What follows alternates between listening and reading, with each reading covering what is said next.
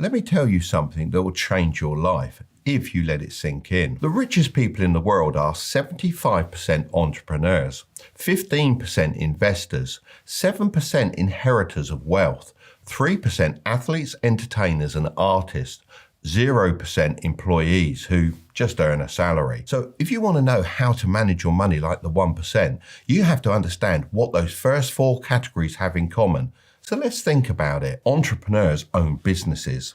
Investors own assets. Rich kids own trusts. Finally, athletes, entertainers and artists own rare skills. So it's clear, if you don't own something, you are what's owned. That's the secret most people miss. So how can you start owning things like the 1%? Well, you need to follow the 25-15-50-10 rule. I designed this rule so that anyone, no matter what their income, can manage their money like the top 1%. Because the truth is, it's not about how much money you make. It's about how you manage what you make. I'm not just some YouTuber. I've actually used this rule for decades, and it's enabled me to become a multi-millionaire, even though I started out with no money and no qualifications. So let's get into it.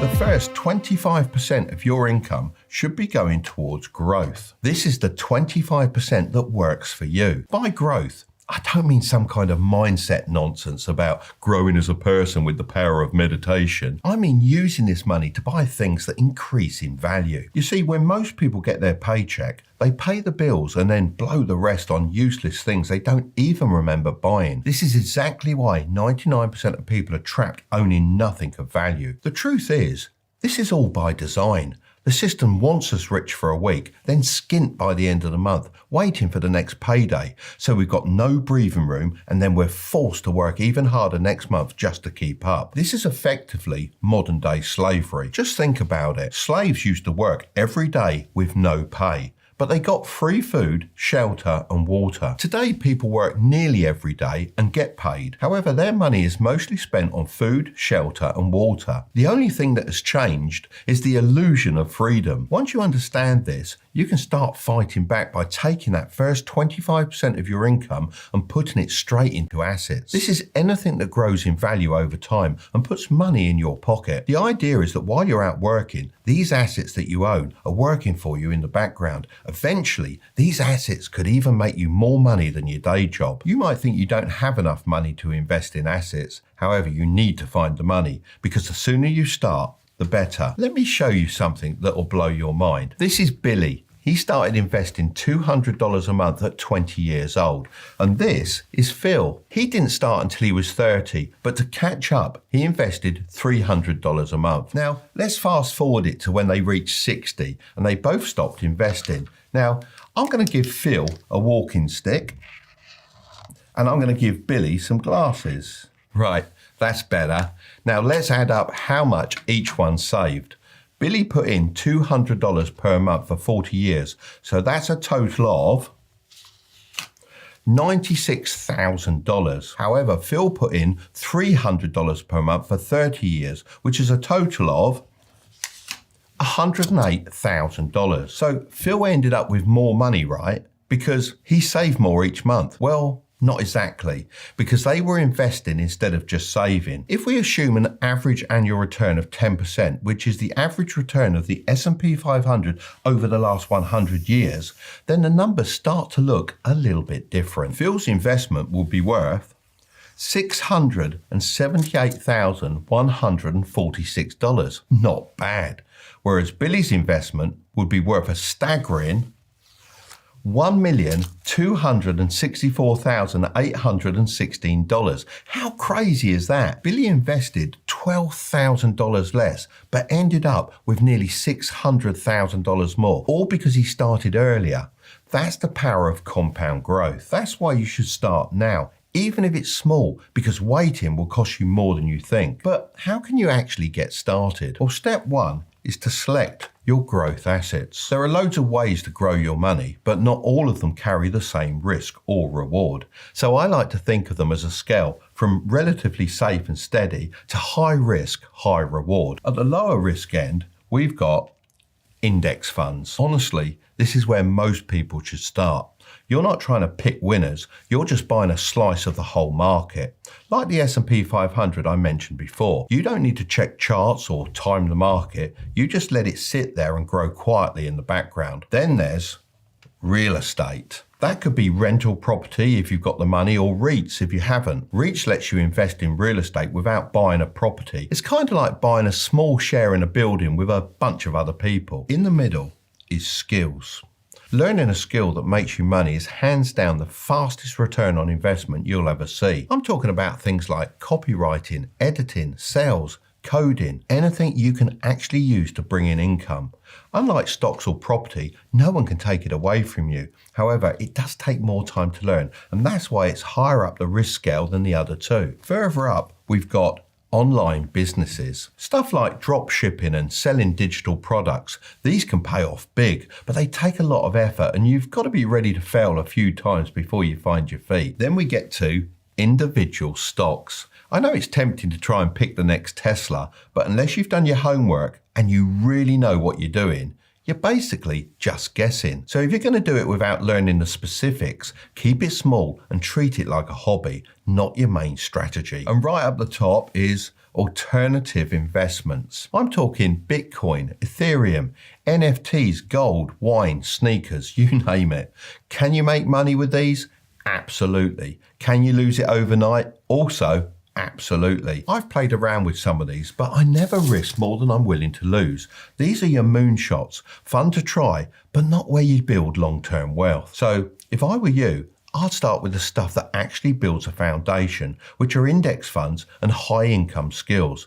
Then as you grow more confident, you can start dabbling with the rest. So now you know what to invest in. Now we've got to talk about how to invest, because if you're doing it through the wrong kind of account, you could be handing over thousands in unnecessary tax without even realizing it. That's why step 2 is to set up tax advantaged accounts. Right, let me show you the smart way to legally save as much money as possible. Before we dive in, remember, I'm not a financial advisor. I'm just sharing what I've personally done over the years. Okay, let's start with the UK. One of the best options is the Stocks and Shares ISA. You can invest up to £20,000 a year, and anything you earn is tax-free. You can set one up on platforms like Trading 212. All you have to do is select the Stocks and Shares ISA when you sign up. Since I was planning to talk about Trading 212 anyway, I reached out to see if they'd be interested in sponsoring this portion of the video. They agreed and are also giving away a free fractional share worth up to £100 to anyone that uses the code Tilbury when they create an account. You can also invite your friends, and once they fund their accounts, you'll both get a free fractional share. If you're working a 9 to 5, you've probably got access to a workplace pension. Usually, you'll put in 5% and your employer will match with 3%. That's basically free money. You don't pay any tax on the money it earns while it's growing. You only pay tax when you take it out later on. If you're in the US, your setup's a little bit different. The Roth IRA is one of the best accounts you can open. You invest money you've already paid tax on, but every penny it earns grows completely tax-free. And when you retire, you can take it out with zero tax. The limit on this account is $7,000 a year if you're under 50. Even billionaires use this account. Peter Thiel, one of the guys behind PayPal, reportedly turned his Roth IRA into over $5 billion. He did this by investing in early-stage, high-growth companies, including PayPal and Facebook, which then increased in value significantly. Then there's the 401k, which is basically the US version of a pension. The money you put in comes out of your paycheck before tax. It also grows over time without being taxed while it's invested. And if your employer offers a match, definitely take it. Now, I know a lot of you aren't in the UK or USA, so here's a list of all the tax advantage accounts I could find. Hopefully, you can find an account in this list that lets you take advantage of the tax savings your country offers you. The problem is, lots of people open up these accounts, put their money in every month, and don't actually invest in anything.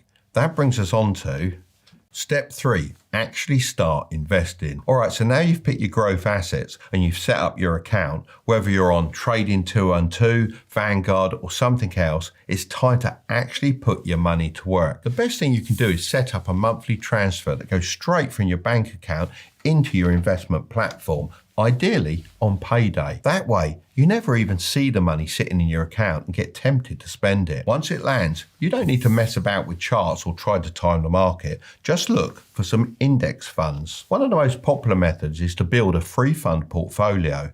The first fund is normally a US stock index fund, which basically invests in lots of US-based companies like Apple and Amazon, for example. The second fund is an international stock index fund, which is similar to the US-based one, but instead covers companies outside the US. And the final fund is something called a bond fund, which helps provide stability as they're generally less volatile than stocks and can help smooth out the ups and downs of the market. Let me show you how to set something like this up on Trading 212. If you haven't already signed up, then I'll leave a link in the description. If you've already signed up within the last 10 days, you can head over to the promo code section of Trading 212 and enter the code Tilbury to get a free fractional share worth up to £100. This is a nice boost to get you started with investing. Then go over to pies and then click the plus icon. Now you can select whatever stocks you want to include in your pie. For our US stock market fund, let's search for the S&P 500. This Vanguard one should do nicely. If you're based in the US, then you can also pick the Vanguard Total Stock Market Index Fund, known as the VT-SAX. This fund is like owning a tiny piece of 500 of the biggest, most famous companies in America, like Apple, Amazon, and Coca-Cola. By the way, look out for the terms accumulation or distribution in the brackets. Personally, I always go with accumulation as it reinvests your dividends back into the stock automatically. Then let's go and search for our next one, which is our international fund. For this, let's select iShares MSCI World UCITS ETF with the ticker IWDA and tap Add to Pie. This fund is like having a collection of companies from all around the world. It includes big businesses in places like Europe, Japan, and Canada. Now for our bond fund. Let's search for iShares USD Treasury Bonds 7 to 10 years, UCITS ETF with the ticker IBTM and tap Add to Pie. This fund is like lending money to the US government. They promise to pay you back with a little extra, which helps you keep your money safe and steady, even if stocks go up and down. Right, now those are added, we can click the arrow to go to the next step. On this page, you can adjust the percentage allocation of your money to each fund. If you go with an aggressive approach, this involves investing more in stocks, which can grow faster, but can also go up and down a lot. For example, you might choose an investment mix where 90% of your money is in stocks and only 10% is in bonds. This setup has the potential for big returns, but also comes with sharp ups and downs in the short term. If you prefer slightly less risk, but still want a chance for high returns, then a slightly less aggressive approach might suit you better, with around 80% in stocks and 20% in bonds. Don't get put off by the terms aggressive, it's all down to your age. As a general rule of thumb, the older you are, the more bonds you should have. So let's make the S&P 500 60%, the iShares World Fund 30%, and the bond fund 10%, and click Next and then Auto Invest. This value projection is really awesome as it shows you how much money you could make based on historical averages. Of course, when you invest, you can get back less than you invested as investments can rise and fall, but it's still a great way to get an idea of how much you could make based on data-backed projections. Once your investing is automated, your job is simple. Stop fiddling and go and make more money. Because the truth is, the people who build wealth aren't the ones picking the fanciest stocks. They're the ones consistently putting in more over time. That means your focus should now be on increasing your income so you can increase your investments. This is where the skill building I talked about in step 1 really starts to come into play. If you haven't yet, learn something valuable. Do it as a side hustle. Bring in more cash, then feed it straight back into your investments. The next 15% of your income should be going towards stability. This is the 15% that keeps you in the game. A lot of people don't realise that not all your money should be thrown into growth investments or spent. Some of it needs to be set aside to protect your progress. I wish someone had told me that when I was younger because I had to learn it the hard way. I didn't grow up around money, so when I turned 18 and needed a car to get to work, I didn't have any savings set aside. So I did what most people do. I took out a loan and bought myself a solid little German whip, a VW Golf. I even got a new stereo with the extra cash the bank gave me, and for about 3 months, I felt like I was on top of the world. Then out of nowhere, the engine blew up. I had no backup, no safety net, and no clue what to do. And on top of all this, if I didn't get the car fixed, I'd lose my job. So I borrowed even more, which piled on more debt, more pressure, and more stress. To me, that car didn't just break down, it broke my finances and it set me back a whole year. If I'd just had 15% tucked away for stability, I'd have been in a completely different position. Most people don't have a money problem, they have a stability problem. One unexpected bill and it all falls apart. Even if you are investing, you'd be forced to sell your investments at a bad time, which may lead to a loss. That's why you need a margin for error built into your life. Let's get into how you do it. Step 1 is to calculate your stability fund. To do this, you first need to list out your core expenses. These are things like your groceries, rent, utilities, transportation, and any essential services like your internet connection, which you might need for work, not for Netflix. All of those things combined should give you a total. That number is called your monthly baseline. Let's say that adds up to $1,500 per month. Now take that number and multiply it by 5 months. This will equal the ideal stability fund that you should be aiming to save. So in this example, that should be $7,500. So each month when you get your paycheck, 15% of your wages should be going towards building up this figure. You might be thinking this is quite extreme, and I admit it is on the more cautious side. However, I know from experience that when life hits, it usually comes all at once without warning. So if you only have a couple of months saved up, then you won't be as bulletproof. Step 2 is to store it correctly. Now that you've worked out your stability fund, don't make the mistake of parking it in the wrong place, because where you store this money is just as important as having it in the first place. And for that reason, I've got 3 rules I always stick to. Firstly, it must be easy to access.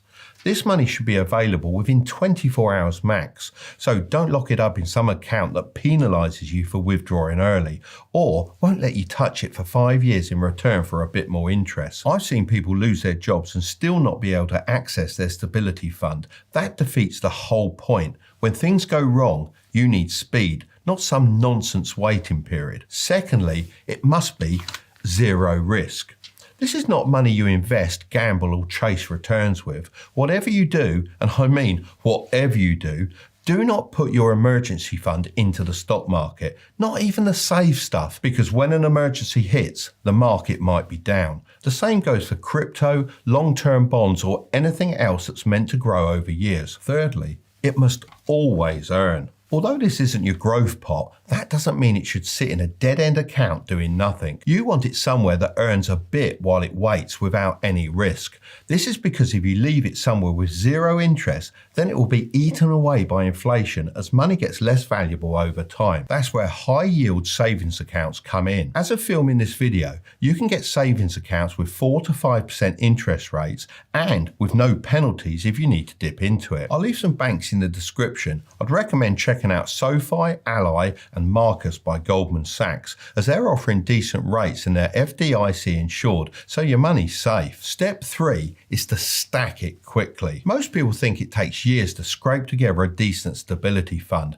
but if you play it smart, it doesn't need to take anywhere near that long. When I was building up my savings, I used 3 tactics that stacked on top of each other. Using them all together helped me really accelerate how fast I could save. Tactic 1 is called the paycheck sweep. This is when you take 15% of your income the second it lands and move it straight into your emergency fund. You can automate this with a direct debit or scheduled transfer, so it's completely hands-off, just like we did with the 25% that goes towards growth. Tactic 2 is the replacement promise. This is a promise you make to yourself that if you dip into your stability fund, you immediately replace it. Let's say you knock off your wing mirror and it costs $250 to fix. That's fine. That's what the fund is for. But the next time you get paid, you top that $250 straight back up like it was never gone. Tactic 3 is the save by spending hack. This one might sound a little bit crazy, but you can do it by using roundup apps. These round every purchase up to the nearest dollar and drop the difference into your savings. So if you spend $3.60, it rounds up to $4 and puts that 40 cents away. It sounds small, but it adds up fast and you won't even notice it. The other way to do this is with cashback. So if you're using a cashback credit card and paying it off in full every month, then take those rewards and put them straight into your stability fund. Once your stability fund is fully stocked, you've got two options. You can either roll that money into growth, or you can shift it into the final 10%, which we'll talk about later. The next 50% of your income should be going towards your essentials. This is the 50% that feeds you, not your ego. Surprisingly, over 60% of Americans earning over $100,000 a year still live paycheck to paycheck, as most are too caught up in trying to look rich instead of actually becoming rich. This shows that you can be on a great salary and still feel broke every month, because it's not about how much you earn, it's about how much you waste. Let me show you what I mean. This was me aged 20, and that's my mate. On the surface, he looked like he had everything: designer shirt, an expensive watch, and was always out spending. I was the opposite: baggy top, cheap watch, just the basics. Sure, my fashion sense could have been better. I could have at least picked up some inexpensive smart clothes, but I was young, so cut me a bit of slack. But here's what people didn't see. He had $43.20 in his account and a few credit card payments overdue, whereas I had $1,000 plus quietly sitting in investments and a decent stability fund. I'd learned from my experience with my car loan disaster, and I'd worked extremely hard to build my money back up, which meant cutting out any unnecessary spending and looking like this. Although this might not seem like a lot, remember, money was worth a lot more back then. This $1,000 was a start, and that's the part most people miss. Wealth isn't what you see, it's what you don't see. I get it though. It's easy to justify the upgrades by saying things like, I need a safer car, this new house is closer to work, and I deserve a nice meal out. But that's exactly how lifestyle creep starts. So how can you keep this under control? Well, step one is to get clear on your essentials. A lot of people aren't going to like this one, because what many people consider essentials nowadays are actually just luxuries. Essentials are the things that keep you alive and functioning. That means your rent or mortgage, groceries, utilities, transport, insurance, and clothes. Not the latest designer drops, just what you absolutely need. Now let's talk about what doesn't count. Takeout isn't essential. Neither is the Amazon subscription you forgot about, the gym you haven't visited since January, or the stack of streaming services you keep meaning to cancel, and the list goes on. If you're using a gym, that's a different story, but so many people sign up for stuff they never use. That's why one of the easiest things you can do to free up money is to go through your bank statements and cancel anything you're not using. Just think to yourself, if it's not helping you live, work, or stay healthy, it probably doesn't belong in your 50%. So why do I recommend capping it at 50%? Well, because the average person is already spending 60 to 70% of their income on what they think are essentials.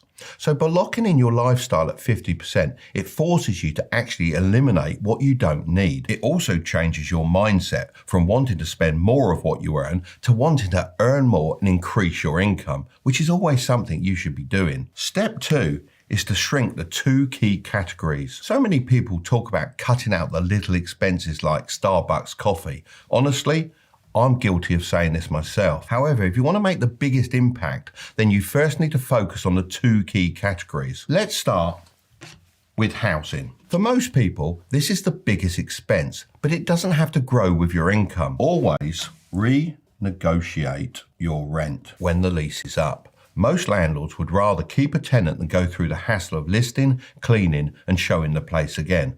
Even a small reduction or freeze can save you thousands. If you want to go further, think about house hacking. That could mean renting out a spare room, splitting a place with mates, or even moving back with your parents while you build your buffer. If you can manage to limit housing to half of your essentials fund, then that's a pretty good place to be. Now, let's talk about transport. Car payments are one of the biggest wealth killers. People lease brand new cars for the monthly status hit and end up paying for years on a depreciating liability.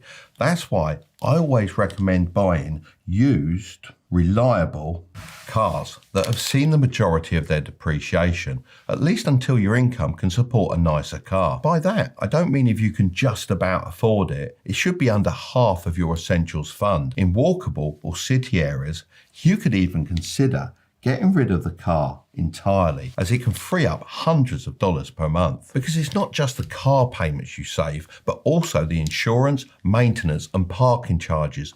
All added up, this can be a big saving. Once you've got those two areas under control, that brings me on to step 3. Use rules, not willpower. When you're tired, stressed, or even just bored, your willpower disappears. And that's exactly why the top 1% don't rely on it. Instead, they build systems that make the right choices automatically. When I was building my wealth, I had a simple system that kept me on track. Every time I was tempted to buy something and wasn't sure if it was essential, I'd run it through a few key questions. These questions stopped me from buying things I didn't need and helped me stay focused on the bigger goal. So firstly, ask yourself, is this an impulse purchase? If the answer is no, then buy it. It's likely something you've been thinking about for a while, and if it fits into the essential categories we discussed earlier, then it's a no-brainer. However, if the answer is yes, then it's time to use the 7-day rule. The trick behind this is pausing for 7 days before you buy anything. Then after those 7 days are up, ask yourself again if you still want it. Most of the time, the answer will be no. That's the funny thing about waiting 7 days. You often forget all about it as the excitement has faded and it wasn't that important to begin with. But if after 7 days you still want it, it's time for the next question. Are you buying for the brand or the value? If the answer is the brand, then don't buy it. You're likely being drawn in by great marketing. If it's an essential, then there will be an unbranded alternative that will do the job just as well, if not better. This is where most people mess up. Wealthy people don't throw money at brands because they like the marketing. They really think about the value. So what does value really mean? Well, if you buy a $60 pair of boots and wear them 100 times, that's 60 cents per wear. Good value. But if you buy a $200 pair of designer trainers and wear them twice, that's $100 per wear. And going too cheap isn't smart either. I mean, a $5 shirt that falls apart in the wash is still a waste of money. So don't chase brands, chase quality. So if you answered value, that brings us on to the final question. Will this improve your life? If the answer is yes, a conscious, intentional purchase, go ahead. But if the answer is no, it's probably just about impressing someone, killing boredom, or chasing a dopamine hit. It's not worth your money. Once you go through this process a couple of times, you'll be able to decide if something's worth buying or not without even consciously thinking about the questions. They just get your mind working in the right way. Remember, it isn't about being tight, it's about being intentional. The last 10% of your income should go towards rewards. This is the 10% that keeps you sane. Let's be honest, money isn't just about growth, stability and essentials. You're allowed to enjoy it too. Most people skip this entirely and then wonder why saving feels so pointless. As I've gotten older, I've realised it's the little things that refuel you and remind you why you're doing all this boring money discipline stuff in the first place. This is backed up by the facts. 92% of people say they overspend after intensive saving sprints because saving without joy starts to feel like a punishment very quickly. And that's exactly why this 10% exists. Not as an excuse, it's a strategy. Kind of like having a cheat meal. It's the thing that makes your whole financial diet comfortable and, most importantly, sustainable. But to maximize its impact, you have to be strategic with how you use it. So, step 1 is to make it guilt-free. To make something guilt-free, you have to see the value in it. The truth is, you can spend your 10% on whatever you like. However, some categories are more valuable than others, which should make them more guilt-free. The first category is vacations. such as trips away or just weekend getaways. This is valuable because you're buying memories that last forever. It's also a great way to de-stress. When I was building up my businesses in my younger years, I completely ignored the importance of vacations, which led me to becoming very sick. The doctors diagnosed me with stress-induced shingles. They recommended I took a vacation, and that's when I went on my first ever ski trip. I had a great time. Since then, I've made it a priority to take a vacation every year. Instead of seeing it as a waste of time or money, I now see it as an investment in my health because it helps me stay sharp and, more importantly, prevents me from burning out again. Next is hobbies. This could be painting, gaming, photography, flying model aircraft, the list goes on. This is valuable as it keeps you passionate. You don't always do what you love for work, so by doing it in your spare time, it helps keep your spirits up so you can work harder for longer. Next is nights out. Dinner, concerts and experiences. This is another thing I ignored in my early years, and it was a big mistake as I ended up losing most of my friends. Having a strong social network is so important, especially nowadays. Finally, we have gifts. Now, I'm not talking about for yourself, but for your loved ones. This is another one I overlooked. You can see how most of the stuff I teach in these videos comes from me learning from my mistakes. Back when I was focused on chasing my goals, building businesses and growing investments, I often forgot birthdays and special occasions. I was so locked in on the future that I overlooked what mattered in the present. The truth is, I never really cared much about receiving gifts. There's not much I wanted, but it wasn't until I married my wife and we started exchanging anniversary gifts that I finally understood. Gifts aren't about the item, they're about the thought, the connection, and the relationships they strengthen. Step 2 is to preload the fun. I'd recommend opening a separate bank account and call it your joy jar. This doesn't have to be with a new bank. You can actually have multiple current accounts with the same bank and have them all appear on your mobile banking app, which makes things very simple. Then set up an automatic transfer of 10% of whatever you make to be deposited into this account every single month. So if you make $2,000, send $200. If you make $10,000, send $1,000. It doesn't matter how much it is, the percentage is what keeps it sustainable. Just make sure you don't cheat. You can't just top the account up from growth, stability or essentials when it gets low. If you hit zero, you have to wait until next month. When you know this fun money is limited, you look to maximize it in the best possible way. This is exactly how you protect your goals without feeling like you're missing out every time your friend suggests dinner or you pass something in a shop that you really love. Step 3 is to prioritize experiences. If you don't have a particularly large joy jar at the moment, please prioritize experiences above anything else. People always say to me in the comments, "What are you saving for? Bro's gonna die with all his money." And I get it. From the outside, it might look like I'm depriving myself, but I'm really not. I just spend differently to most people. I don't need a garage full of cars or shelves full of designer gear. That stuff might look rich, but it doesn't feel rich to me. My 10% goes on things I'll actually remember, such as a ski trip with my wife, a great day out at Universal Studios with my son, meeting you guys in New York, and a weekend away golfing with my mates. So, there you have it, the complete 25-15-50-10 rule. If you want to know how to make $10,000 as a student, then I'm going to leave that video right up there, but don't click on it just yet. Make sure to subscribe if you want to grow your wealth, okay? I'll see you over there.